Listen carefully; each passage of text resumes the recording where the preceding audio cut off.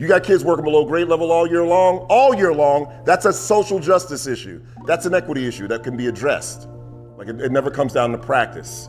It's a lot of shock value, a lot of hitting folks where they live, and we get to bloviating about things that don't change anything tomorrow for the kids we're serving right in front of us.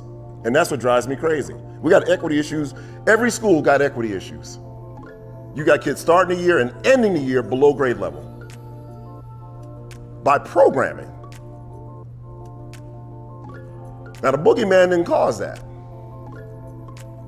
Now, are there issues? Of course, but maybe it's the way I was raised. Maybe it's the way I was raised.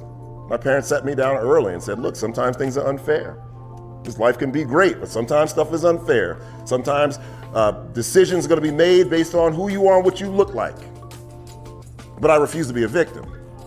I know there are issues with standardized testing. I know some of it is not fair. I get it. No one from my hood knows anything about squash as a sport. No one.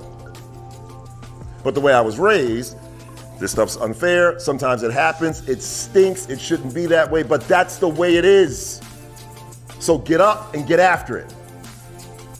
And don't wait for the government to give you anything. No one in Jamaica, New York, no one in Queens, New York knew what squash was. But if you gave me a heads up that squash is gonna be on the standardized test, damn if my kids aren't gonna be ready to answer some questions about squash. You understand what I'm saying to you? So on the one hand, we gotta deal with these issues. On the other hand, it scares the hell out of me that Cass Kids is broken.